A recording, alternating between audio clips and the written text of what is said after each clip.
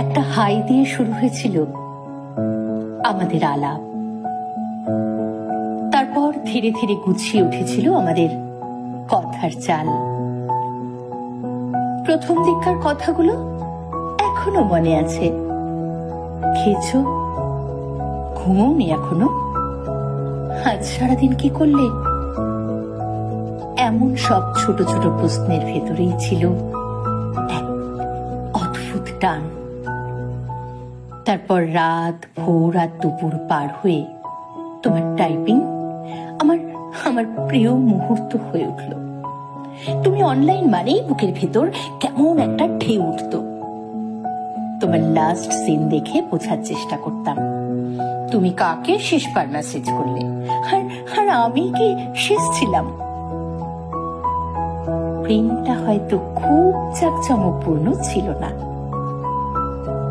তারপর কোনো একদিন তুমি চুপ করে গেলে, লাস্ট সিন বন্ধ হলো, প্রোফাইল পিকচার মুছে দিলে।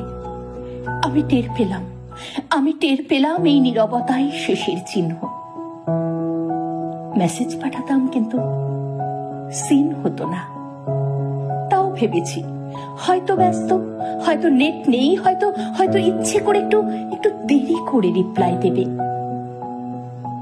কিন্তু একদিন দেখি you can no longer send messages to this chat. তখন বুঝলাম শুধু কথাবার্তা নয়, তুমি আমাকে আমার থেকে ব্লক করে দিলে। আচ্ছা, ভেবেছো কখনো একটা মানুষ যার প্রতিটি মেসেজ তুমি পড়তে চাও, সে একদিন এমন করেও বলতে পারে তুই আমার জন্য আর প্রাসঙ্গিক নোস?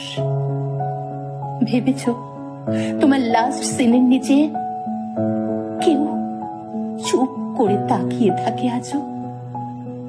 মেসেজ পাঠিয়ে আবার ডিলিট করে, কারণ জানে পাঠালেও আর পৌঁছবে না। তবুও লিখি, ড্রাফটে জমা রাখি,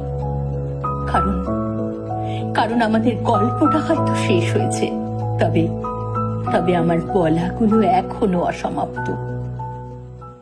একটা সময় আসবে আমাকে হয়তো মনে পড়বে, কিন্তু তখন তোমার ফোনে নতুন চ্যাট, নতুন নাম, নতুন কনভারসেশন, আর আমি হয়তো তখনও কোনো পুরনো স্ক্রিনশট দেখে হেসে উঠব। সবাই একদিন ফোন বদলায়, অ্যাপ বদলায়, কিন্তু যাদের হৃদয়ে জায়গা তৈরি হয় তাদের তো আর আনইনস্টল করা যায় না। তাই বলি, কথা না থাকুক, কনভারসেশনটা রেখে দাও, কারণ মেসেজগুলো শুধু শব্দ নয়, ওগুলো ছিল কোনো একটা সময়ের হৃদস্পন্দন।